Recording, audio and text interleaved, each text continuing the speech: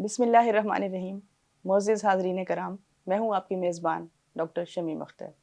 آج اقبال اکیڈمی پاکستان نے عالمی یوم خواتین کی مناسبت سے اس خصوصی پروگرام کا اہتمام کیا ہے اور اس کا موضوع معاشرے کی کردار سازی میں خواتین کی ذمہ داری اور فکر اقبال ہے۔ اس موضوع پر گفتگو کرنے کے لیے خواتین اس پروگرام میں موجود ہیں۔ میں آپ سے ان کا تعارف کراتی ہوں۔ ہماری آج کی پہلی مہمان شخصیت ڈاکٹر امارہ طارق صاحبہ ہیں۔ آپ university of education bank road campus میں صدر شعبہ اردو کے منصب پر فائز ہیں۔ آپ نے افسانہ نگاری میں جاگیردارانہ اور سرمایہ دارانہ نظام کے مظاہر کے موضوع پر مقالہ لے کر پی ایچ ڈی کی ڈگری حاصل کی ہے۔ آپ کی تحقیقی سرگرمیوں کا میدان اقبالیات اور اردو فکشن ہے۔ اسی تناظر میں آپ کے تحقیقی مقالات ملک کے موقر جریدوں میں شائع ہوتے رہتے ہیں۔ آپ قومی اور بین الاقوامی کانفرنسوں میں بھی اس حوالے سے شریک رہتی ہیں۔ بطور استاد آپ نے تقریباً 21 سال تک درس و تدریس کے فرائض انجام دیے ہیں۔ آپ نے ایم فل اور پی ایچ ڈی کی سطح پر بہت سے تحقیقی مقالوں کی نگرانی بھی کی ہے۔ میں آپ کو اس گفتگو میں خوش آمدید کہتی ہوں۔ ہماری آج کی دوسری محترم شخصیت علم و ادب کے حوالے سے پہچانی جاتی ہیں۔ آپ ہمہ جہت شخصیت ہیں، شاعرہ، کالم نگار، افسانہ نگار، مترجم، دانشور، ٹی وی میزبان اور بہترین منتظم کے اوصاف آپ کی شخصیت میں یکجا ہیں۔ فیصل آباد آرٹ کونسل میں بطور منتظم آپ نے کلچر اور ثقافت کے حوالے سے علمی اور ادبی سرگرمیوں کے فروغ میں نہایت فعال کردار ادا کیا ہے اور تقریباً 5000 کامیاب پروگراموں کا انعقاد کیا ہے۔ آپ کی متعدد تصانیف منظر عام پر آ چکی ہیں۔ ان میں شعری اور افسانوی مجموعے اور ترجمے کی کتب شامل ہیں۔ آپ کے افسانوی مجموعے رنگریز اور تاراج کے نام سے شائع ہو چکے ہیں۔ آپ کا اولین شعری مجموعہ خاموشیاں کے نام سے ناقدین سخن سے داد و تحسین وصول کر چکا ہے۔ فریحہ بھی ہمارے ساتھ موجود ہیں جو ہمارے گفتگو کے درمیان کلام اقبال پیش کریں گی، فارسی میں بھی اور اردو میں بھی۔ فریحہ کا تعلق گورنمنٹ کالج برائے خواتین کوپر روڈ لاہور سے ہے۔ عالمی یوم خواتین کے حوالے سے میں اس پینل ڈسکشن میں آپ کو خوش آمدید کہتی ہوں۔ گفتگو کا آغاز محترمہ صوفیہ بدار صاحبہ سے کرتے ہیں۔ پہلا سوال میں آپ سے یہ پوچھنا چاہوں گی کہ ہمارا جو آج کا موضوع ہے معاشرے کی کردار سازی میں خواتین کی کیا ذمہ داری ہے، فکر اقبال کے حوالے سے وضاحت کریں۔ بہت شکریہ۔ میں اقبال اکیڈمی میں اس پروگرام میں بہت ممنون ہوں۔ مجھے اقبال جیسے جیت فکر آزما شاعر اور مفکر کی حوالے سے گفتگو کا موقع ملا اور آپ کے اسٹوڈیوز میں آنے کا موقع ملا۔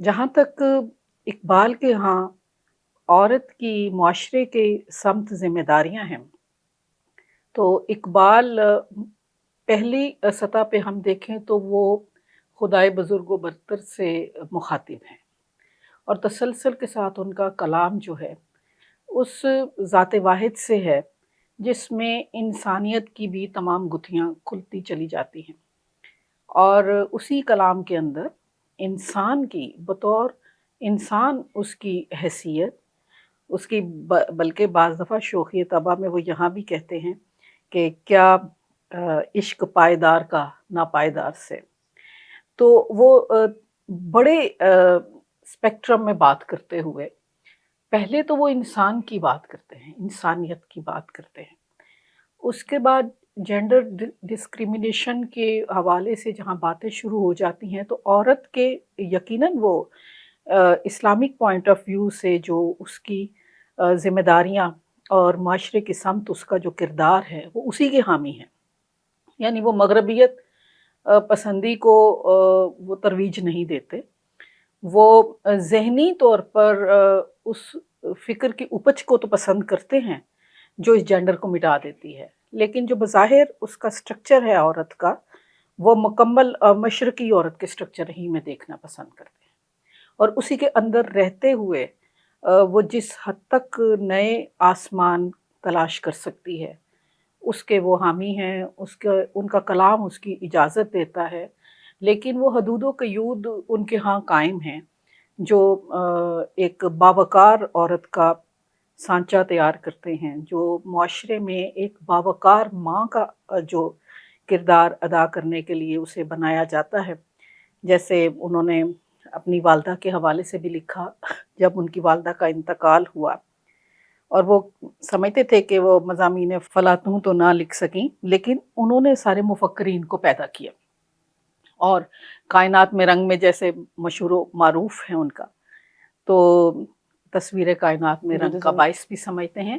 لیکن بہت سارے لوگ یہ بھی اعتراض کرتے کہ برین کی بات کیوں نہیں کی گئی، تو وہ یہ تو سمجھتے ہیں کہ وہ تخلیق کار ہے اور ویسے برین پیدا کرتی ہے جو پوری انسانیت کے اوپر اثر انداز ہوتے ہیں، لیکن اگر انہیں بڑا ڈیپلی پڑھا جائے تو واقعتاً ان کا مرد مومن جو ہے اس میں واقعی جینڈر ڈسکریمنیشن کی بات نہیں ہے، وہ ایک ایسا انسان ہے جو عورت بھی ہو سکتا ہے، جو مرد بھی ہو سکتا ہے، اور اس کی وہی ذمہ داریاں ہیں جو بطور فرد معاشرے کی سمت اس پہ تفویض ہوتی ہیں۔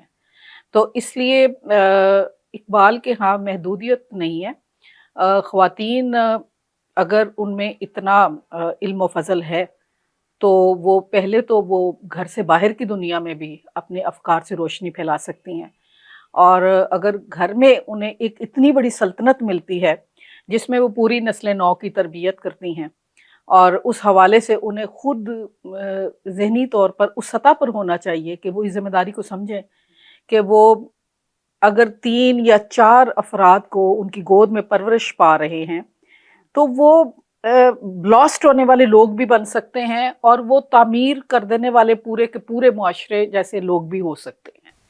تو کس حد تک اس گود پہ منحصر ہے کہ وہ تہذیب کا جو گہوارہ ہے وہ وہاں سے کیا پروڈیوس کرتی ہے، اس کے لیے اس کی اپنی کردار سازی پہ اقبال نے بطور فرد ذمہ داری عائد کی ہے، بطور عورت سے زیادہ بطور فرد معاشرے میں اس کی ذمہ داری تفویض کی گئی ہے۔ ڈاکٹر نما طارق صاحبہ سے سوال ہے، فکر اقبال کے حوالے سے ایک معاشرے کی تشکیل میں عورت کا بنیادی کردار کیا ہے؟ سب سے پہلے میں شکر گزار ہوں کہ اقبال اکیڈمی میں اس موقع پر مجھے مدعو کیا اور گفتگو کرنے کا موقع فراہم کیا۔ میں محترمہ صوفیہ بیدار صاحبہ کی بات کو آگے بڑھاؤں گی کہ کسی بھی معاشرے کی اکائی جو ہے وہ عورت ہے، اور معاشرے کی ایک متحرک کردار عورت ہے، اور معاشرے کی کردار سازی میں عورت کا وجود ایک مسلمہ حقیقت ہے، اور اس سے انکار یا مفر ممکن نہیں ہے۔ علامہ اقبال نے ضرب کلیم میں اس چیز کو بڑا خوبصورت بیان کیا۔ وہ کہتے ہیں کہ جس قوم نے اس زندہ حقیقت کو نہ پایا اس قوم کا خورشید بہت جلد ہوا زرد۔ واہ! تو عورت کا مثالی وجود ایک پائیدار متحرک معاشرے کے لیے بے انتہا ضروری ہے۔ اب علامہ اقبال کی فکر کے حوالے سے اگر ہم دیکھتے ہیں تو مجھے محسوس ہوتا ہے کہ علامہ اقبال کے یہ افکار 3 بنیادی عناصر پر مبنی ہیں، یا ہم یوں کہہ سکتے ہیں کہ ایک ٹرائی اینگل ہے، ایک مثلث ہے جو ان کے افکار پر مبنی عورت کے حوالے سے ایک تصور ہے ان کا، جس میں عورت عزت، عظمت اور ذمہ داری کا نام ہے، اور یہ 3 چیزیں جو ہیں وہ عورت کے وجود کو متحقق کر رہی ہیں۔ علامہ اقبال کے نزدیک عورت جو ہے وہ کوئی معاشرے میں یا 4 دیواری میں مقید کوئی ایک ایسی غیر اہم چیز نہیں ہے، بلکہ ایک بہت اہم فرد، جیسا کہ میڈم نے کہا کہ وہ فرد کے طور پہ بہت اہم ہے۔ اور اگر ماں کے طور پر دیکھا جائے جو اقبال کے ہم دیکھتے ہیں تو علامہ اقبال کے نزدیک ماں کی گود قوم کی درسگاہ ہے۔ پھر وہ علامہ اقبال عورت کو باوقار، باعزت، باعلم دیکھنا چاہتے ہیں۔ علامہ اقبال کے نزدیک جو ہے وہ عورت خود آشنا ہے، اور عورت کی خودی جو ہے وہ اتنی ہی اہم ہے جتنی ہم ایک مرد مومن کے حوالے سے جو عمومی طور پہ ہمارے ذہن میں ایک نظریہ آتا ہے۔ اور علامہ اقبال ایک اور بڑا خوبصورت کہ وہ جو ہے وہ تقدیر ساز ہے، یعنی وہ فرد جو ہے وہ ایک عورت ہی نہیں ہے بلکہ وہ تقدیر ساز عورت ہے جو کہ قوموں کو سنوارتی ہے، ان کی تقدیروں کو بناتی ہے۔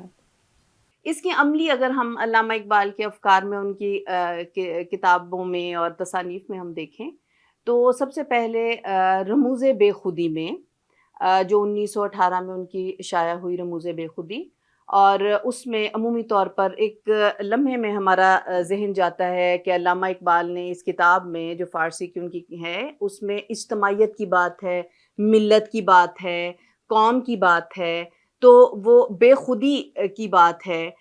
تو بڑی خوبصورت حقیقت یہ ہے کہ علامہ اقبال جیسا مفکر، مجتہد، ایک فلسفی یہ جانتے تھے کہ اگر قوم اور ملت جو ہے وہ عورت کے وجود کے بغیر مکمل نہیں ہو سکتی، تشکیل نہیں پا سکتی. تو بڑا خوبصورت لگتا ہے کہ جب ہم اس رموز بے خودی کے ابواب کا مطالعہ کر رہے ہیں تو اختتام سے پہلے 3 اکٹھے ابواب تشکیل دے دیے علامہ اقبال نے عورت پر. اس کا پہلا جو باب ہے اس پہ تھوڑی سی میں بات، چونکہ عمومی طور پہ یہی 2-3 چیزیں بولی جاتی ہیں تو اس کی تفصیل اور حقیقت کیا ہے کہ پہلا باب جو ہے وہ ماں سے متعلقہ ہے، جذبہ امومت سے متعلقہ ہے. اور اس میں جو ہے وہ ماں، علامہ اقبال کے نزدیک ماں جو ہے وہ امت کا مادہ سے ہے. تو امت جو ہے وہ ماں کے بغیر تشکیل ہی نہیں پا سکتی. واہ. اور وہ خوبصورت حقیقت جو ہے ماں کے حوالے سے ہے. تو وہ پورا ایک باب میں ماں جو ہے اس کی جذبہ امومت جو ہے وہ اگر اس سے دستبرداری ماں کر لے، یعنی کتنا بڑا فریضہ ہے کہ اگر وہ اس سے دستبردار ہو جاتی ہے تو قوم کا خاتمہ ہو جائے گا، واہ. ملت اور امت کا خاتمہ ہو جائے گا. وہ اس طرح گرو ہی نہیں کر سکتی ہے وہ امت اگر وہ اس جذبے سے دستبردار ہو اگر جائے. ماں کا ادارہ ماں کا ادارہ ختم ہو جائے تو تو یہ کتنی بڑی حقیقت ہے کہ جو ایک بنیادی ایک جزو ہے. اس کے بعد جو ہے وہ اب یہ وہ لائحہ عمل مرتب کیا علامہ اقبال نے ایک طرح سے عورت کے وجود کے لیے، اس کی تفسیر کے لیے، اس کی تعبیر کے لیے. اس کے بعد جو ہے وہ علامہ اقبال دوسرا باب جو ہے اس کے ساتھ ہی ہمیں عملی نمونہ کیا دے رہے ہیں، حضرت فاطمہ الزہرا رضی اللہ تعالیٰ عنہ کا پورا ایک باب ہے بالکل، جس میں وہ انہوں نے یہ بتایا کہ آپ رضی اللہ تعالیٰ عنہ جو ہیں وہ دیکھیں ایک باحیا بیٹی، ایک فرما بردار بیوی اور ایک ایسی ماں جس کی گود میں جس نے جذبہ حریت جو ہے وہ ایسے منتقل کیا، حضرت امام حسین رضی اللہ تعالیٰ عنہ میں ایسا گداز اور سوز پیدا کیا کہ جو رہتی دنیا تک ہمارے لیے ایک مثال بن گیا. اور جو ہے وہ ایسا کردار ہے جو معاشرے کی تشکیل میں کتنا اہم فریضہ سر انجام دے رہا ہے. اور علامہ اقبال نے خواتین کے لیے وہ ایک عملی نمونے کے طور پر پیش کیا کہ وہ خاتون جو ہیں وہ قیامت تک کے لیے ہمارے لیے ایک طرح سے نمونہ ہے خواتین کی ان کا مشہور مصرع، تعلیم و تربیت. مشہور مصرع اس کے آخر میں مادر آرا اسوہ کامل بطول. تو وہ ایک باب کتنا خوبصورت. اس کے بعد پھر وہ اجتماعی طور پہ خواتین سے وہ ایک مسلمان عصمت والی مسلمان خواتین سے خطاب کرتی ہیں کہ وہ اے مسلمان خواتین، تم جو ہو وہ امت محمدیہ کی شیرازہ بند ہو، تم اس کی محافظ ہو. اور اتنے خوبصورت، اتنے اعزاز اور عظمت کے ساتھ انہوں نے یہ بات کی کہ آپ نے نگہبانی کرنی ہے اس قوم کی، اور آپ لوگوں کو ٹریک کیا بتایا، اس کا راستہ کیا بتایا کہ آپ کو عصر حاضر کے تازہ فتنوں سے باخبر رہنا ہے. باخبر آپ کو جو مغربی تہذیب کی یا عصر حاضر کی فریب کاریاں ہیں، عیاریاں ہیں، ان کی جو منافقت ہے اس سے باخبر رہنا ہے، اور اپنے آپ کو اس اسوا پر چلانا ہے، اس راستے پر چلانا ہے جو حضرت فاطمہ الزہرا رضی اللہ تعالی عنہ کا تھا، اور تاکہ تمہاری آغوش میں ایسے پھول کھلیں، ایسے تربیت پانے والے نوجوان بڑے ہوں کہ جو اس امت کی، اس ملت کی پہچان بنے. بالکل.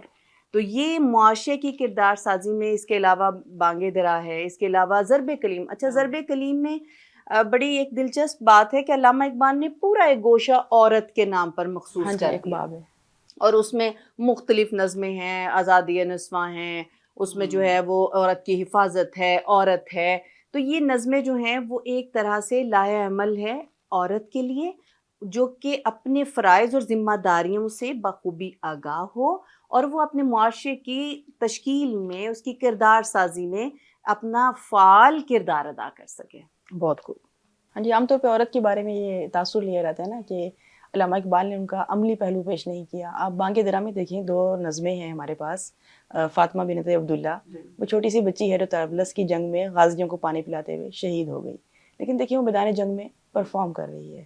اور بہت سی عورتیں تھیں جو اور آبرو ملت مرحوم ہے، یعنی فاطمہ تو ابرو ملت مرحوم ہے، اور تشویش اس بات پہ حسرت کا اظہار کیا ہے کہ ایسی چنگاری بھی عرب اپنے خاکستر میں تھی، کہ امت مسلمہ تو جو ہے وہ اس وقت زوال کا شکار ہے، لیکن اس وقت بھی ایک چنگاری، کوئی مثال خواتین کی طرف سے آئی. تو اقبال کے ہاں خواتین کا اعزاز و اکرام بہت زیادہ ہے. جی ہاں. تو انہوں نے بانگ درا میں دوسری مثال جو ہے والدہ مرحومہ، جیسا کہ میم نے بتایا، تو اس میں بھی انہوں نے بڑی خوبصورتی سے ماں کا کردار جو ہے وہ پینٹ کیا ہے، اور یہ کہا ہے کہ صحبت مادر میں زندگی کی اوج گاہوں سے اتر آتے ہیں ہم، صحبت مادر میں طفل سادہ رہ جاتے ہیں ہم. دوسرا سوال میم صوفیہ سے ہے کہ فکر اقبال میں عام طور پر یہ تاثر لیا جاتا ہے کہ اقبال نے عورت کے لیے محدود منظر نامے کا انتخاب کیا ہے، تو آپ کا اس کے بارے میں کیا خیال ہے؟ ہاں جی، چونکہ بہت بڑے مفکروں پہ، شاعروں پہ تنقید نگاروں کے اعتراضات اٹھتے ہیں، اور اٹھنے بھی اس لیے چاہیے کہ انہیں پڑھا جاتا ہے. جی، جنہیں پڑھا جاتا ہے ان کی فکر کے اوپر بات ہوتی ہے، ہر پہلو اور سے بات.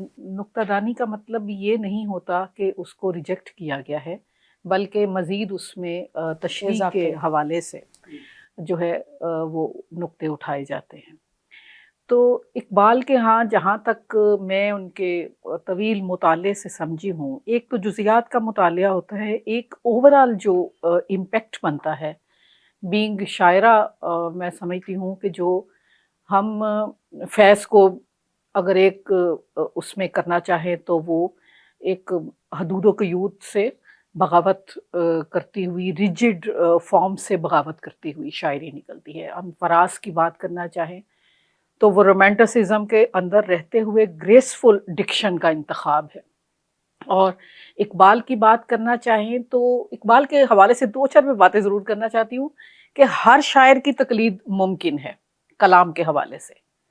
ہر شاعر کی جو ہے اس کی وضاقتہ کو، اس کی شاعری کی قطعیت کو، اس کی شاعری کی ڈکشن کو، اس کی شاعری کی فارمیشن کو اپنایا گیا ہے اور اس کی نقالی کی گئی ہے، اور بعض مرتبہ متاثر ہو کے اس طرح سے کلام کہنے کی کوشش کی گئی ہے. لیکن 100 جنم بھی کوئی لے لے تو اقبال کی ڈکشن جو ہے اور اقبال کی جو فکسیشن آف ورڈز ہے، جو اس نے جڑاؤ کام کیا ہے، جو اس نے نگینے جڑے ہیں، اس کا جو تقابل ہے اور اس کی نقالی جو ہے وہ دنیا کا کوئی شاعر نہیں کر سکتا. اس کی وجہ یہ ہے کہ اقبال نے خود پر خود ہی اتنی تنقید کر ڈالی ہے کہ انہوں نے جو تطہیر کی ہے اپنے کلام کی، وہ اس کے بعد انہوں نے کسی کے کلام کرنے کی جگہ ہی نہیں چھوڑی. جیسے جو بڑے فنکار ہوتے ہیں، سروں کی جہان میں ہم بات کریں تو نور جہاں آخری حد تک جا کے سر لگاتی ہیں کہ اس کے بعد کوئی اس جگہ تک نہیں پہنچ سکتا. اور جو تھوڑے کم تر درجے پہ فن کی دولت رکھتے ہیں وہ کہیں نہ کہیں کمی چھوڑ جاتے ہیں. تو اقبال نے اتنی پرفیکشن دے دی ہے، ڈکشن میں کمال کر دیا ہے، فارمیٹ میں کمال کر دیا ہے. اور اس کے بعد یہی نہیں، بہت سارے لوگ جو ہیں وہ خوبصورت لکھتے ہیں، اندر فکر کی کمی ہوتی ہے. ادھر فکر پوئٹک بھی ہے، اور پوئٹک ہونے کے ساتھ ساتھ ان کا جو کلام ہے اس کے اندر پیغام ہے. یہ کیسی عجیب بات ہے کہ یا آپ اس کو پوئٹک کر سکتے ہیں، یس بالکل، اور جب آپ اگر میسج دیتے ہیں تو وہ نصیحت یا کا انداز آپ ہے. حالی کی طرح اگر آپ چلے جاتے ہیں اصلاح کی طرف، ہاں جی، تو آپ کے کلام پہ زد پڑ ہاں جاتی جی، ہیں. اب جو حالی کی پہلی فن 19 متاثر غزلیں ہوتا ہیں ہے. ہاں جی، اس میں جو رومانٹسزم ہے وہ بعد میں مقصدیت کے لیے ہمارے جو 47 تک جو شعراء آئے ہیں ان کو وہ قربانی دینا پڑی اپنے ہاں جی، کلام کی، وہ دب گیا اس اور میں. انہیں اپنے وہ جو مزاروں میں چھپے ہوئے مسلمانوں کو نکالنے کے لیے خودی کا فلسفہ دینا پڑا. وگرنہ یہ سرزمین جو تھی یہ صوفیوں کی تھی، یہ میں کو مارنے والوں کی تھی. جہاں پہ میں کو مارنے کی بات کی گئی وہاں پہ اقبال نے خودی کا فلسفہ دے دیا. یہ وہ سرزمین جہاں پہ ہمارے 7 صوفی شعراء بڑے جو ہیں، بابا فرید سے خواجہ فرید تک، جن کا میں نے کریٹو جی، ٹرانسلیشن کیا، ہاں جی، ان لوگوں نے میں کو مارنے کی بات کی کہ ہم کچھ نہیں ہے، ہمیں اپنے آپ کو مٹا دینا چاہیے. وہاں پہ سیالکوٹ کا ایک نوجوان شاعر ابھرتا ہے اور وہ خودی کی بات کرتا ہے، اور وہ پورے بر صغیر میں اور ایران میں، ایران کے شاعر، افغانستان میں چھا جاتی ہے۔ اور مجھے بڑا فخر محسوس ہوتا ہے کہ میں سیالکوٹ سے ہوں، اور میں ان کے گھر میں بچپن میں کھیلتی بھی رہی، اور میں حیران ہوتی ہوں کہ وہی لمس خیال ہے جس کی وجہ سے میں دو چار باتیں کرنے کے یا لکھنے کے اہل ہوئی ہوں، کہ اقبال کے جنازے پہ 4 ملک جو ہیں وہ لڑ رہے ہیں کہ سنگ سرخ ہمارا لگے گا۔ تو یہ مقام کس شاعر کو ملتا ہے؟ وہاں پہ عورت کے حوالے سے صرف ان پہ جو اعتراضات ہوتے ہیں وہ یہ نہیں سمجھتے کہ اسلام نے صرف پلرز دیے ہیں، جی ان پلرز کے اوپر آپ نے عمارت خود ہی کھڑی کرنی ہے اپنے موجودہ زمانے کے۔ جیسے ابھی ہم اونٹنیوں پہ سفر نہیں کرتے جی تو اس وقت روزہ میں یا نماز میں ہمیں رعایت مل سکتی تھی، ابھی جہاز میں کس طرح کی رعایت لینے کی ضرورت ہے؟ 20 منٹ میں ہم ایک جگہ پہنچ جاتے ہیں۔ تو اقبال کے آگے جو اگلے زمانے موجود تھے، وہ ان کی نظر آگے تک دیکھ رہی تھی، جی وہ آگے آنے والے زمانے میں عورت کو محض عورت نہیں دیکھ رہے تھے، ایز فرد دیکھ رہے تھے، اور وہ ہیومینٹی کی طرف دیکھ رہے تھے اس کو۔ انہوں نے اسپیسیفکیشن بلکہ نہیں کی ہے کہ عورت کو علیحدہ سے کر کے زیادہ اس کی اوپر بات کی جائے، وہی پابندیاں انہوں نے مرد پہ بھی لگائی ہیں۔ بلکہ مرد مومن کی جب وہ بات کرتے ہیں تو واقعتاً اس میں دونوں آتے ہیں۔ انہوں نے ایک مسلمان مرد کے اوپر بھی بہت ساری معاشرے کی، اسلام کی، تہذیب کی وہی پابندیاں عائد کی ہیں کہ وہ بھی معاشرے کو آگے لے کر چلتا ہے، اس کی کیا ذمہ داریاں ہیں، اس کو بھی مفر نہیں کرنے دیا۔ وہیں خواتین کے لیے انہوں نے زمین کو محدود نہیں کیا، بلکہ پوری کی پوری پرورش کی جو ذمہ داری ہے اور ایک پوری نسل نو ہے۔ جیسے کہ ہمارا نے کہا کہ اگر وہ ہاتھ اٹھا لے عورت اس چیز سے تو کیا بنے گا، کیا شیرازہ بکھر جائے گا، کوئی بچے جو ہیں وہ کس طرف منہ کر کے پوچھیں گے کہ کیا صحیح ہے کیا غلط ہے۔ اور اگر عورت کو بھی اور شعور نہیں ہوگا اس بات کا کہ بالکل انہیں کیا پتہ اس چلے کا کہ چوری غلط ہے، ہاں جی، ڈاکہ اس کی کوئی غلط ہے۔ ذہنی سطح نہیں ہوگی، ہاں، کوئی اس کے ان کی علم اور ماں عمل جو کی۔ ہوتی ہے نا، ایک تو میں سمجھتی ہوں اس میں ڈیئر کے جو 60% تو وہ پیدائشی، 15 سال کی لڑکی بھی ماں بن جائے نا تو اس کے اندر ساری سینسز آ جاتی ہیں، وہ پیدائشی ہوتی ماں ہے، تخلیق کار ہے۔ جی بیسیکلی عورت جو ہے وہ پیدائشی تخلیق کار ہے، اس کے بعد ریپلیکا اس کا ہوتا ہے جو دوسرے تخلیق کرتے ہیں۔ میں مرد شعراء سے اکثر کہتی ہوں کہ میں عورت بھی ہوں اور تخلیق کار بھی ہوں، اس لیے میری تخلیق زیادہ معتبر ہے، تو مرد ہے وہ ریپلیکا کرتے ہیں، ہم جو ہیں ہم بیسیکلی تخلیق کار ہیں۔ اور اقبال کو بھی جنم جس ماں نے دیا وہ بہت بڑی عورت تھیں، پیغمبر ان کی گودیوں میں کھیلے ہیں، تو اقبال نے کہیں پہ بھی ان کو محدود نہیں کیا۔ لیکن اعتراض کرنے والوں کو بھی شکریہ کہ جو اعتراض کرتے ہیں تو جوابات کی دنیا کھل ہاں جی، جاتی ہے، گفتگو کا نیا پہلو اور نئے نئے پہلو در جو ہے کھلتے سامنے ہیں، آتا ہے۔ نئے نئے پہلو کھلتے ہیں۔ اور میں تو بطور شاعر جب بھی لکھنے بیٹھتی ہوں تو میرے ہاتھ کانپتے ہیں، میں آگے اقبال جیسے، غالب جیسے برج کھڑے دیکھتی ہوں۔ جب پنجابی میں جاتی ہوں تو وارث شاہ، بلے شاہ وہ سب آگے کھڑے ہوتے ہیں تو میں سنبھل سنبھل کے لکھتی ہوں۔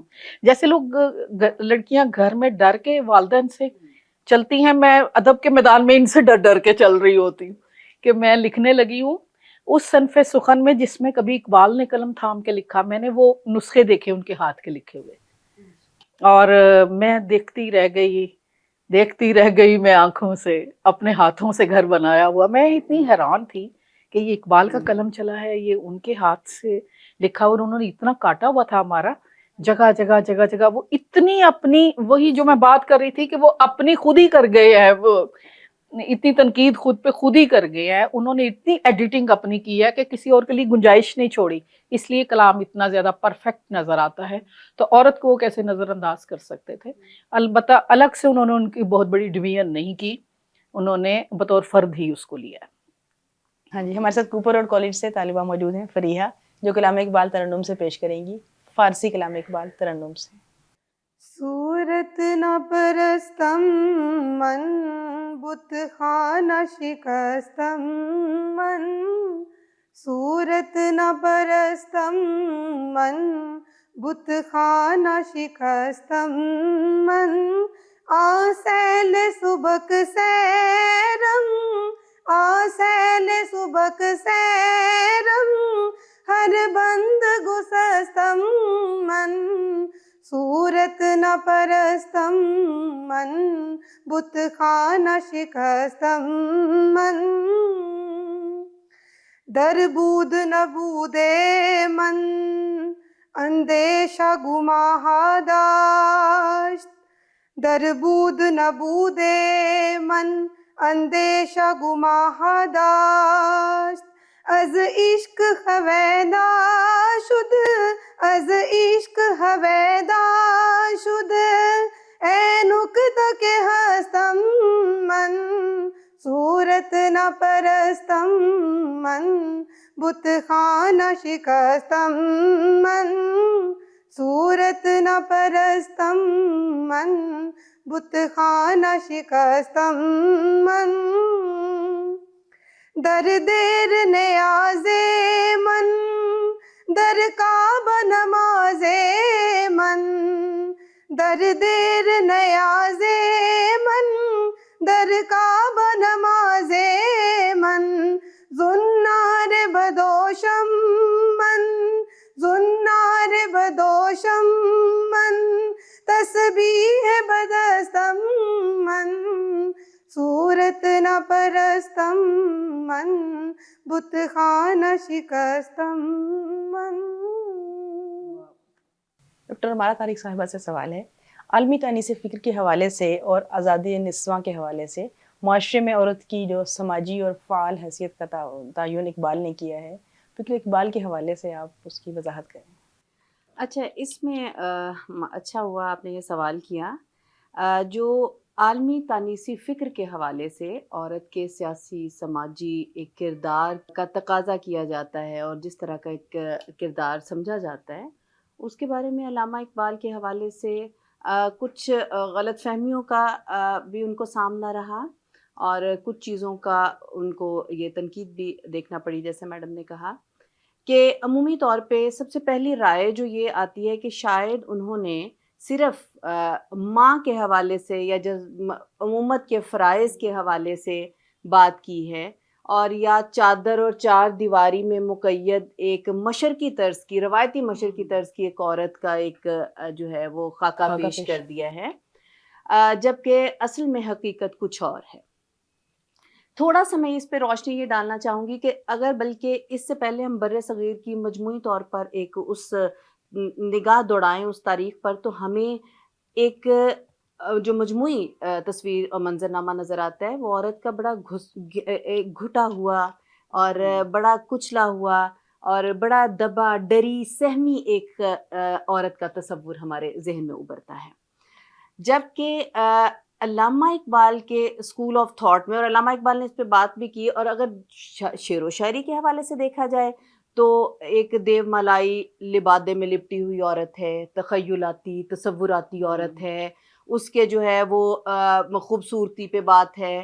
تو علامہ اقبال نے ضرب کلیم میں جو ہے وہ اپنی نظم میں کہا کہ ہند کے شاعر صورت گرو افسانہ نویس، آہ بیچاروں کے آثاب پہ عورت ہے سوار.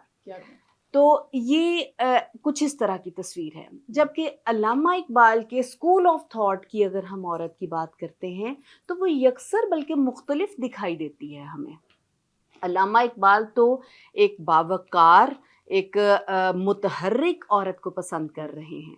علامہ اقبال تو عورت کو جو ہے وہ ایک پورا ایک فورم دے رہے ہیں، اس کی تربیت کا پورا ایک انتظام سامنے رکھا ہے اس کو. بلکہ آزادی نسواں تو ایک طرف، وہ عظمت نسواں ایک طرح سے اس کو اس مقام پہ لے کے آ رہے ہیں. اور علامہ اقبال نے جو ہے وہ اس حوالے سے ان کے اگر دیکھیں ہم کہ خطاب ہے ان کا ایک خواتین کے ساتھ، تو وہ یہ کہتے ہیں کہ آپ کو آزادی کے جو ہے وہ لفظ پر نہیں جانا چاہیے، بلکہ آزادی کے مفہوم کو سمجھنے کی ضرورت ہے. اسی طرح جو ہے وہ 1933 میں انہوں نے جب وہ گول میز کانفرنس میں شرکت کے لیے گئے تو وہاں پہ انہوں نے ریویو رپورٹس اخبار ہے، اس میں ان کا ایک مضمون شائع ہوا. مضمون کا عنوان ہی یہ تھا کہ مشرقی اور مغربی خواتین کی حیثیت. اب اندازہ کیجئے کہ وہ مضمون کی اشاعت کا مقصد اقبال کا مطمع نظر کیا تھا کہ میں مشرقی اور مغربی عورتوں کا ایک کمپیریٹیو انالیسس سمجھ لیجئے، ایک تقابلی جائزہ سمجھ لیجئے کہ وہ پیش کرنا تھا۔ علامہ اقبال فرماتے ہیں کہ میں بڑا حیران ہوتا ہوں کہ جب میں یہ دیکھتا ہوں کہ عمومی طور پہ سفر کرتے ہوئے جو مرد ہیں وہ مستورات کے لیے جگہ خالی نہیں کرتے اب، اور مغرب میں جو ان کا عورت کا ایک درجہ تھا وہ بتدریج کم ہو رہا ہے۔ پہلے ایسا نہیں تھا، اب ان مستورات کے لیے جگہ خالی نہیں کی جاتی۔ میں دیکھتا ہوں کہ موٹر کاروں سے وہ اتر رہے ہیں تو وہ اس بات کا خیال نہیں رکھتے کہ پہلے عورت کو جانا ہے یا پہلے مرد کو جانا ہے۔ وہ کیوں ایسا ہے؟ کہتے ہیں میں یہ مذمت میں مردوں کی نہیں کرتا، بلکہ عورتوں کی خود اپنا رویہ ہے جو وہ مردوں کے برابری کے جنون کا ایک شاخصانہ ہے، اور وہ اس کے نتائج ہیں، اس کے نتائج ہیں، اور یہ لازمی نتیجہ ہے اس کا جو انہوں نے خود اپنے لیے یہ کیا۔ جبکہ بمقابلہ مشرق کی عورت اگر ہم دیکھیں تو اس کی عظمت، اس کی قدر و قیمت آج بھی ویسی ہے جس طرح ماضی کی ایک ماں کی تھی، اور وہاں پہ ہمارے معاشرے کا وہ سیٹ اپ نہیں ہے۔ تو ایک طرح سے وہ انہوں نے کمپیریٹیو انالیسز میں یہ آزادی نسواں کی تحریک کو، اس بات کو کیا۔ اور بلکہ علامہ اقبال تو آزادی نسواں کے کیسے قائل ہیں، وہ تو عورت کی تعلیم کے انتہائی حق میں ہیں، اور وہ چاہتے ہیں کہ باشعور اور تعلیم یافتہ، اعلیٰ تعلیم یافتہ خاتون کو اقبال پسند فرماتے ہیں۔ اور وہ اگر ہم عطیہ فیضی کے نام ان کے جو خطوط ہیں ان کا مطالعہ کریں تو ہم دیکھتے ہیں کہ وہاں پہ کوئی امور خانہ داری میں الجھی ہوئی عورت کا نقش نہیں ہے، نہ ہی وہ فرائض امومت میں پھنسی ہوئی کوئی عورت ہے، بلکہ وہ اس سے بہت آگے سماجی، سیاسی اور فلسفیانہ حد تک جو ہے وہ اس سطح پہ جا کے اپنی بات کو منواتی ہوئی عورت ہے، بالکل، اور وہ ان کو پسند کر رہے ہیں۔ اسی طرح وہ اپنی جرمن استاد ایما ویگناسٹ کو دیکھ لیں، اطالوی قابل خواتین کے ساتھ ان کا خواتین کا ان مکالمات، کا ہے، حتیٰ کہ بچوں کے لیے بھی انہوں نے جو منتخب کی تھی جرمن خاتون، بالکل وہ بھی ان کی ڈورس جو تھی وہ ان کی تربیت کے لیے وہ خاتون تھیں، اور وہ خاتون کہتی ہیں کہ میں نے انتہائی شفیق پایا، اور میری عزت اور احترام میں کبھی علامہ اقبال نے کوئی دقیقہ فرق گزاشت نہیں کیا، اور میں بڑا خوش ہوں۔ تو یہ علامہ اقبال کی وہ گڈ جیسچر ہیں، وہ علامہ اقبال کا ایک ضابطہ حیات سمجھ لیں، لاہ عمل ہے عزت جو و انہوں نے احترام۔ آزادی نسواں اور اس میں جو ہے وہ ایک امتیاز رکھا ہے، اور یہ بتایا ہے کہ مشرق اور مغرب میں کیا فرق ہے، اور ہمیں کس ٹریک پہ چلنا ہے، ہمیں ترقی پر آگے تو جانا ہے، ہمیں اعلیٰ تعلیم یافتہ ہونا ہے، ہمیں تربیت کے لحاظ سے عورت کو جو ہے وہ ایک اپنا کردار مثالی بنانا ہے۔ ہاں صرف وہ ایک بات یہ ہے کہ وہ لڑکیاں پڑھ رہی ہیں انگریزی، ڈھونڈ لی قوم نے فلاح کی راہ، یہ ڈرامہ دکھائے گا کیا سین، پردہ اٹھنے کی منتظر ہے نگاہ۔ اب یہاں پہ دیکھیں انگریزی زبان بالکل مراد نہیں، ہاں جی، یہاں پہ انگریزی تہذیب مراد ہے کہ آپ کو بنیادی طور پہ اس تہذیب کی جو ہے وہ ریشہ دوانیوں سے اپنے آپ کو بچانا ہے، اور اس تہذیب سے اپنے آپ کو بچا کر تعلیم کے اس اعلیٰ مقام پر پہنچنا ہے جس سے آپ اپنی قوم کی تربیت کر سکیں۔ پرورش و تربیت کا۔ علامہ اقبال کا جو گھر ہے جاوید منزل، اگر آپ اس میں جاتے ہیں تو آپ نے دیکھا ہوگا اس میں کچن نہیں ہے، اندر کچن جو ہے وہ باہر تھا۔ اس میں بڑی دلچسپ سی بات میں نے اس میں محسوس کی کہ وہ جو گھر کی تعمیر میں باورچی خانہ گھر کے اندر نہیں ہے، گھر کی خواتین کو اقبال نے اس سے مستثنا ہی شاید سمجھا۔ اس کے علاوہ جو میکلوڈ روڈ والا گھر بھی ہے، علامہ اقبال جب وہاں کرائے پہ رہتے رہے تو وہ بھی کوئی ہندو خاتون تھی جن کا وہ گھر تھا۔ تو علامہ اقبال کا احترام بڑا ہے، اور یورپ میں بھی میرا خیال ہے جب وہ رہے تو if I am not wrong وہ ایک جرمن میں گلیاں ہیں ان کے نام، ہاں جی، کسی خاتون کے گھر کرایہ دار کے طور پہ رہتے تھے، اور بڑا احترام تھا ان کے نزدیک، خواتین کا احترام تھا۔ ہم آپ سے سوال ہے میم صوفیہ سے کہ خواتین کے حقوق کے حوالے سے فکر اقبال کی جو تعلیمات ہیں ان کا نچوڑ کیا آپ پیش بتائیں گے؟ نچوڑ کے طور پر میں یہی کہوں گی جس کی طرف ہمارا نے اشارہ کیا ہے کہ آپ پہلے، چونکہ بیسیکلی ہم بر صغیر کی عورتوں کی بات کر رہے ہیں اس وقت، انہیں کیا دیا ہے اقبال نے؟ بر صغیر میں آپ جانتے ہیں ہندو مت، جین مت اور بدھ مت، یہ اس کے بیسیکلی جو پیدائشی یہاں کے زمین سے پیدائش ہونے والے جو مذاہب مذاہب ہیں۔ ہیں وہ چل رہے تھے، بلکہ اس کے اندر 3 جو پریکٹیکل مذاہب آئے ہیں، اسلام، یہودیت اور کرسچینٹی جو ہیں، جی۔ یہ اس میں جنگیں ہیں، اس میں جو ہے سیاست ہے، طریقہ کار ہے، اور چونکہ اسلام پھر آخر میں آیا ہے تو یہ جو جتنی اس میں شارٹ کمنگس رہ گئی ہوئی تھیں یا جن کو ابھی ہونا تھا، ہم کسی مستقبل میں۔ مذہب کو کم تو نہیں کہہ سکتے، ہاں جی، لیکن اس میں جو مزید جزیات رہتی تھیں یہ تکمیل کی پوری صورت لے کر آ کر اس کے بعد یہ سٹیمپ لگ گئی، اور یہ اس کے بعد یہ سلسلہ ختم ہو گیا، کیونکہ حرف آخر جو ہے اس میں کہہ دیا گیا۔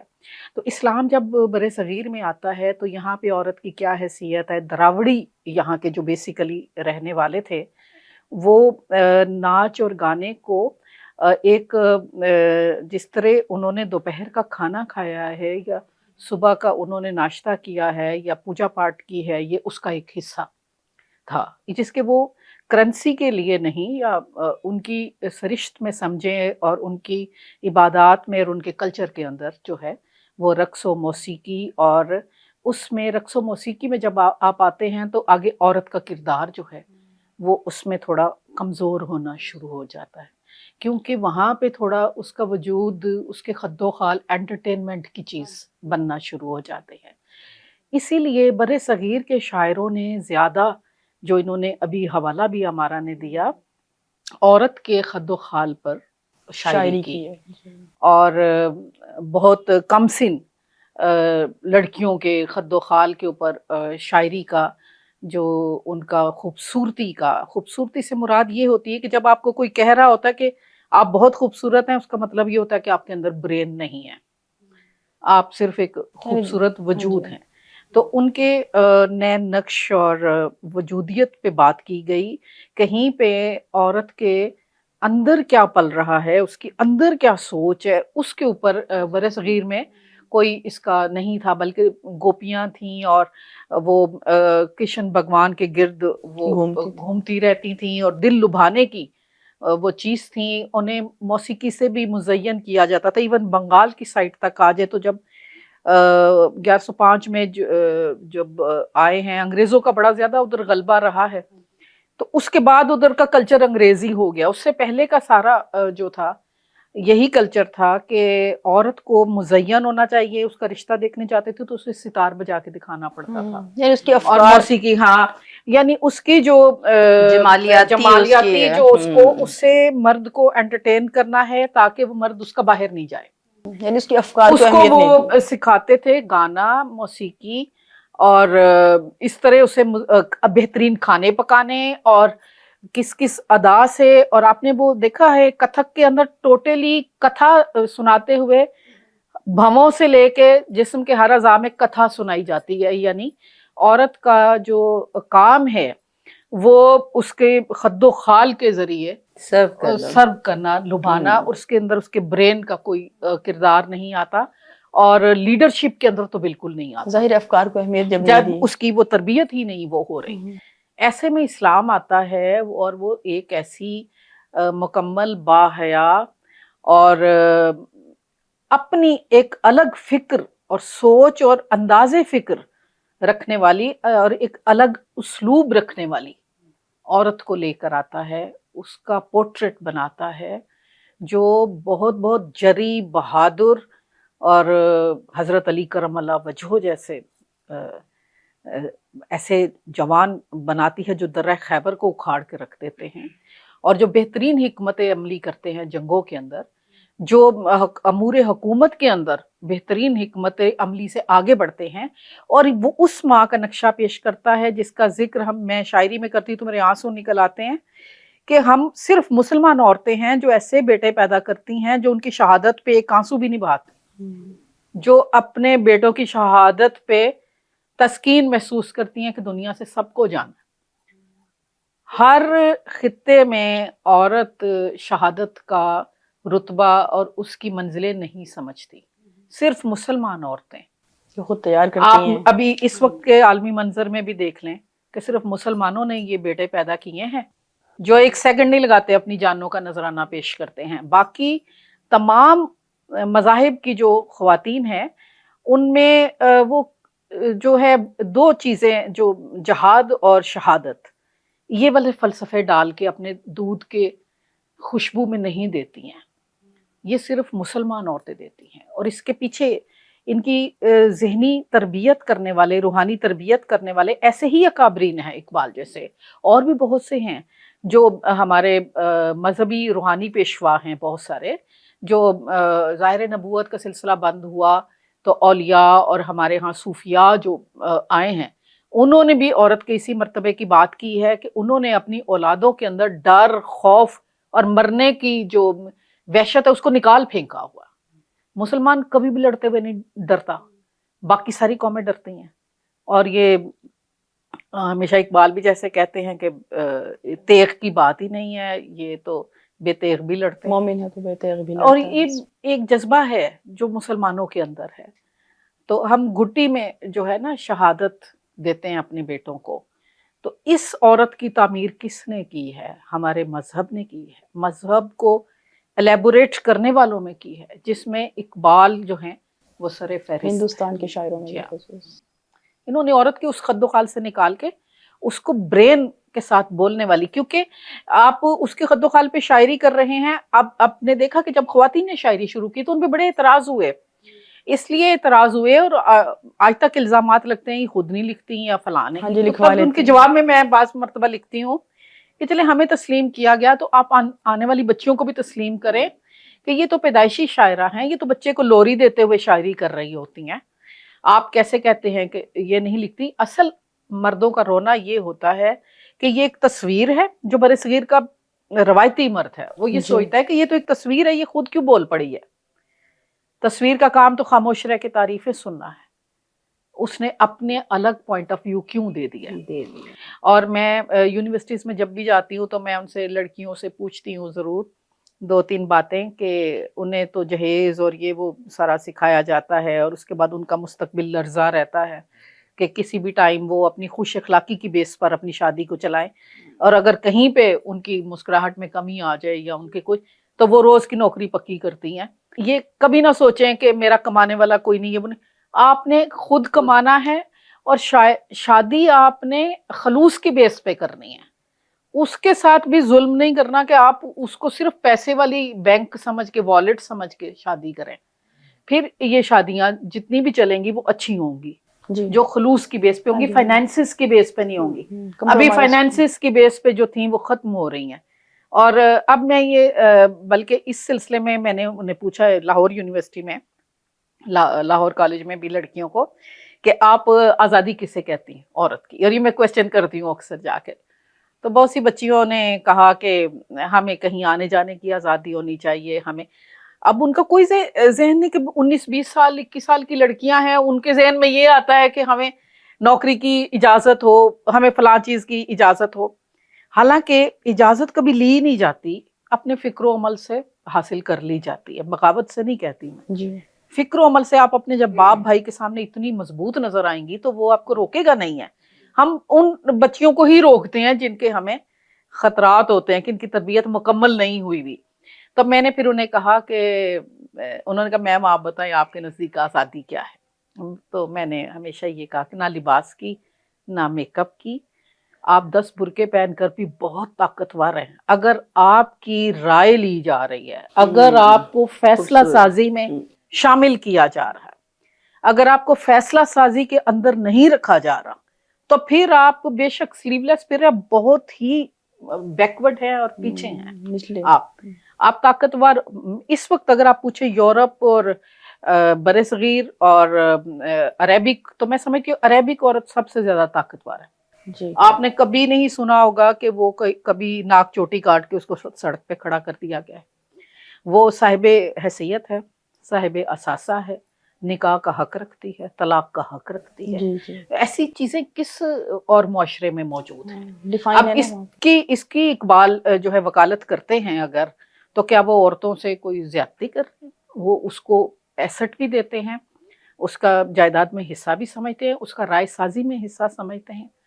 اس کا ملکی معیشت میں حصہ سمجھتے ہیں, بطور ماں اس کا سب سے بڑا فریضہ سمجھتے ہیں, لیکن فرائض سے الگ کوئی حقوق نہیں ہوتے. حقوق فرائض کے ساتھ مربوط ہوتے ہیں ہمیشہ. تو اس چیز کو خواتین کو بھی سمجھنا چاہیے کہ ان کی تمام تر جو وہ رعایت لیتی ہیں اس کے ساتھ ان پہ بہت سارے فرائض بھی عائد ہوتے ہیں. جی, اقبال نے مدراس میں جو خواتین, انجمن خواتین نے ان سے ریکویسٹ کی تھی کہ ہمارے بارے میں بھی لکھیں, تو اقبال نے شاعری میں تو نہیں نثر میں لکھا اور کہا کہ اپنے حقوق سے آپ آگاہی حاصل کریں.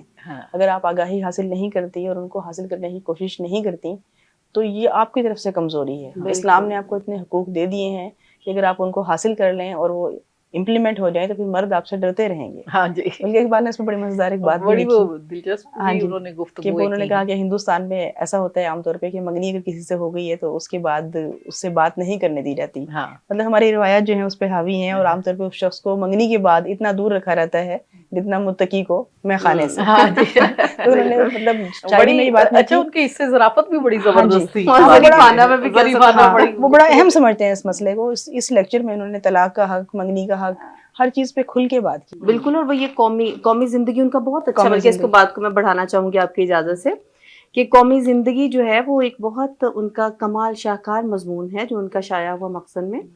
تو اس میں میڈم یہ سارے فرائض کی تو بات ہوئی, حقوق کے بعد جو بڑی خوبصورت انداز میں کی کہ جہیز کی جو قبیح رسم ہے اس کو ختم ہونا چاہیے, جو ہماری امت کو, ہمارے تمدن کو ختم کر رہی ہے.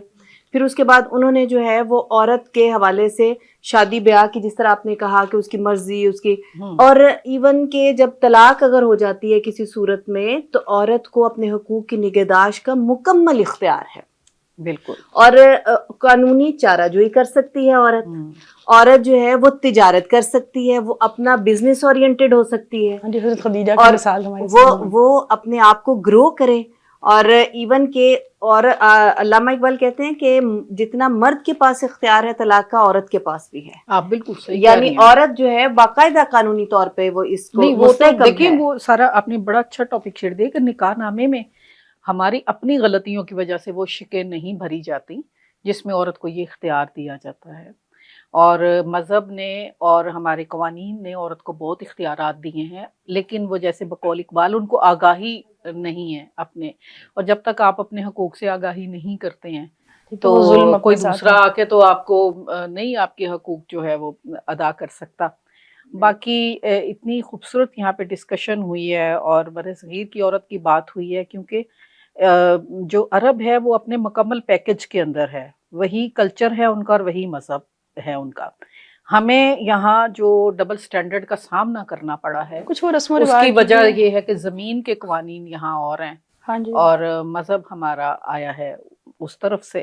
تو اس لیے ہمیں یہاں کی غلط فہمیوں کو دور کرنا ہے, روایات جو ہے اور بتانا ہے کہ مسلمان عورت کا وہ جو, میں بھارت گئی تو وہاں پہ وہ مجھے جو میں اس سائڈ پہ گئی تھی کرکشیتر جو ان کا مذہبی استھان ہے, تو وہاں پہ وہ گیتا ایک چھوٹی سی کتاب تھی, تو وہ مجھے چونکہ تمام مذاہب کو پڑھنا تو چاہیے, کمپیریٹیو اسٹڈی ہوتی ہے, تو انہوں نے کہا کہ یہ آپ لے کے پاکستان تو جا نہیں سکتے, وہاں پہ آپ کو مولوی کہتے تھے, وہ مولوی آپ کو چھڑیاں ماریں گے. میں نے کہا ہمارے ہاں خواتین گاڑیاں چلاتی پھر رہی ہیں, حکومتیں کرتی پھر رہی ہیں, تو وہ کہ نہیں آپ تو وہاں پہ پردے کے بغیر پھر نہیں سکتے. اتنی انہوں نے غلط فہمی پھیلائی ہوئی ہے ہمارے بارے میں, اور وہ افغانستان سے ہمیں مربوط کرتے ہیں. جی جی, جبکہ افغان بھی جو ہے وہاں کابل کی صورتحال اور تھی, ہاں جی, وہاں پہ بھی صورتحال بعد میں خود یورپین نے یہ والی جو امریکنس نے یہ صورتحال وہاں پہ کر دی, لیکن وہاں کی بھی سرزمین میں عورت بڑی طاقتور تھی اور بر صغیر کے اندر بھی. تو میں نے انہیں بتایا کہ آپ کے حکمران جو ہیں وہ, اور اب میں جب دیکھتی ہوں وہ کہتے ہیں لاہور کی بندرگاہ پہ ہم پہنچ گئے ہیں, تو وہ واقعی وہ اتنا بہکا سکتے ہیں اپنے لوگوں کو کہ یہاں کی عورت بڑی کمزور ہے. تو بڑی مسلمان عورتیں بہت طاقتور ہے. قرآن پاک میں عورتوں کو مخاطب کیا گیا اور ساتھ مخاطب کیا گیا. سورۃ نساء کے نام سے پوری سورت موجود ہے. جاوید غامدی صاحب کہتے ہیں کہ کوئی بھی ایسی جگہ نہیں لباس کے حوالے سے یا کسی بھی لحاظ سے جو پابندیاں عورتوں پہ لگیں وہ مردوں پہ نہیں لگیں, ایسا نہیں ہے. ہر چیز میں, نگاہ میں, لباس میں, ہر چیز میں یکساں ہے پابندی. کہ آپ نے سطر کس طرح سے ڈھانپنا ہے، یہ دونوں پہ یکساں ہے، آپ نے نظر کیسے نیچی رکھنی، دونوں پہ یکساں ہے. تو ایسی تو کوئی چیز نہیں ہے کہ جو پردہ خالی عورتوں کے لیے ہے، مردوں کے لیے بھی شرم و حیا کا ایک پردہ جو ہے وہ موجود ہے. بر صغیر کی عورت جو ہے اس پہ یہ کرم ہوا کہ یہاں ایسے ایسے بڑے مفکرین اور اتنے اتنے بڑے اولیاء اور صوفیاء آئے، اور سب سے بڑھ کے ہمارے اپنے علامہ محمد اقبال، جنہوں نے پنجاب سے اردو اور فارسی شاعری کر کے پنجاب کا نام پوری دنیا کی اردو اور فارسی ڈکشن کے اوپر سٹیمپ کر دیا کہ لو بھی پنجابی ایک ایسی شاعری کرے گا کہ آپ کی اردو بولنے والے اس سے قبل اردو سپیکنگ لوگ بڑی باتیں کرتے تھے کہ یہ پنجابیوں کو کیا شوق ہے اردو میں شاعری کرنے کا، تو ہم نے ایک اکیلا اقبال کا کھڑا کر دیا برج کہ یہ لے اب بات کر کے دکھائے پوری دنیا میں چیلنج پوری ہے. اس نے دنیا میں. جو نظریات پیش کیے اس نے توڑ دیے پچھلے نظریات. جی ہر لحاظ سے میں تو شاعری کی بھی دیوانی ہوں، ان کی جو شاعری کے اوصاف ہیں. اور میڈم ابھی بلکہ آپ نے یہ جو بر صغیر کی عورت کے حوالے سے بات کی تو بڑا خوبصورت ایک میرے ذہن میں آیا کہ ہم علامہ اقبال نے جمالیات کے ساتھ ساتھ تعمیر اور تخلیق کو کیسے خوبصورتی کے ساتھ نبھایا ہے عورت کے کردار میں. کہ ہم پڑھتے ہیں روٹین میں روایتی ایک شعر کہ وجود زن سے ہے تصویر کائنات میں رنگ، اسی کے ساتھ سے ہے زندگی کا سوز دروں. اب یہ شعر جو ہے دیکھیں جمالیاتی حوالے سے ہمیں لگ رہا عورت کی جمالیات پہ بات کر رہے ہیں، وجود زن سے تصویر کائنات میں رنگ بھر رہا ہے.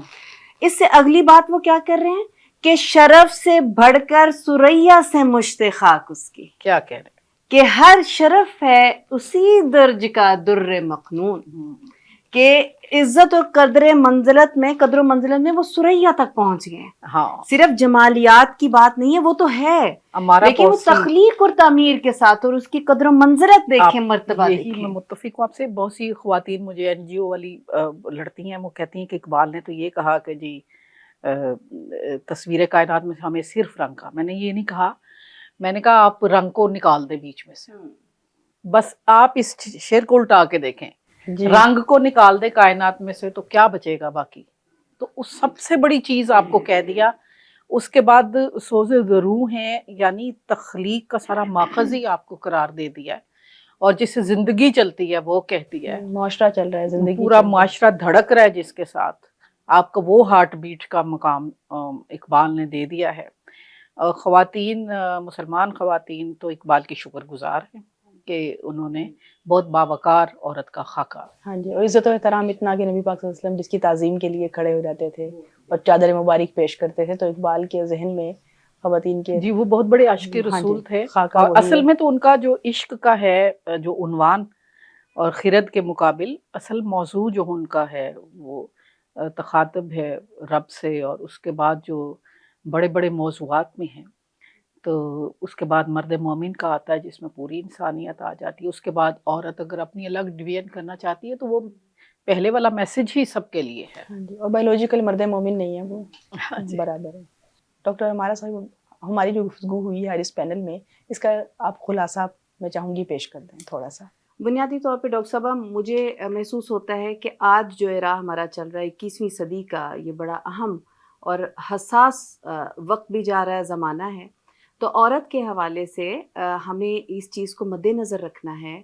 ضرورت اس امر کی ہے کہ آج کی عورت کو افکار اقبال کی روشنی میں اپنے راستے متعین کرنے کی ضرورت ہے. اور آج کی عورت جو ایک بہادر اور مردانہ وار اپنے جو پیشہ ورانہ خدمات سر انجام دے رہی ہے، تو اس میں جو ہے وہ سائنس، ٹیکنالوجی، دیگر جدید علوم کے ساتھ چل رہی ہے. بڑا خوبصورت ایک ان کا منظرنامہ ہے. لیکن اس میں ہمیں علامہ اقبال کے افکار و خیالات کو مد نظر رکھتے ہوئے آج کی عورت کو اپنی اسلامی روایات کو برقرار رکھنا چاہیے کہ وہی ہماری تشخص ہے، وہی ہماری شناخت ہے. تو ہمیں مجموعی طور پر خواتین کو اس دن کے موقع کی مناسبت سے اپنا اعادہ بھی کرنا چاہیے اور ان افکار و خیالات کے ساتھ آگے بڑھنا چاہیے. میں چاہوں گی کہ آپ بھی اس پروگرام گفتگو کا اختتام جو ہے، اس کا خلاصہ بہت ہی مختصراً پیش کر خوبصورت دیں. جی گفتگو ہوئی ہے، اور جو موضوع کے حوالے سے اس کو جس حد تک خوبصورتی کے ساتھ اس کے احاطے کو پھیلایا جا سکتا تھا اس میں جا کے اور پھر سکویز کر کے تو جو मतन निकलता है वो यही है कि इकबाल एक मजबूत औरत की बात करते हैं, एक ताकतवर औरत की बात करते हैं, एक बज़ाहिर मगरिब ज़दा औरत की बात नहीं करते, एक ज़हनी और गुफ्तार और किरदार के लिहाज से एक मुकम्मल मुसलमान ख़ातून की बात करते हैं, जिसके सारे हकूक़ उसके फ़राइज़ के साथ मरबूत हैं, मुंतबिक हैं, जुड़े हुए हैं।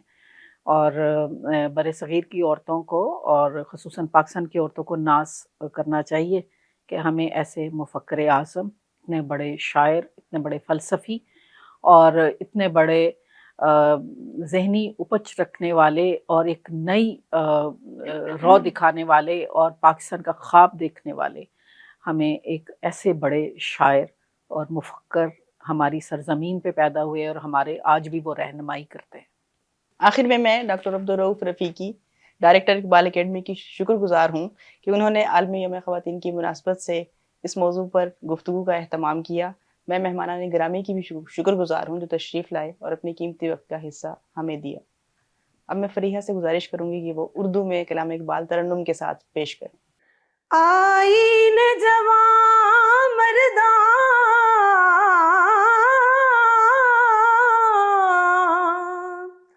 आईने जवां मर्दा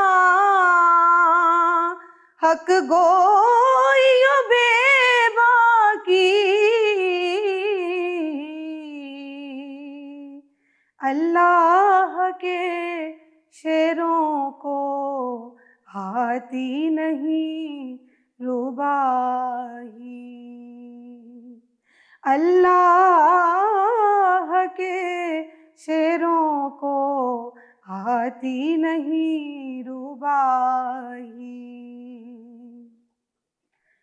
फिर चरागे लाला से रोशन हुए को हो दमन मुझको फिर नगमों पे उकसाने लगा मुर्गे चमन फिर चरागे लाला से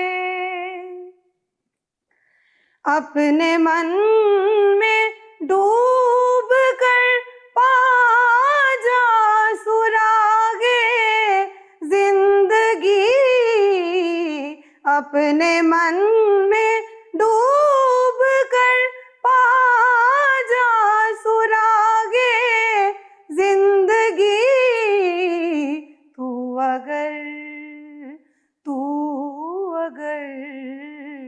तू अगर मेरा नहीं बनता ना बन अपना तो बन फिर चरागे लाला से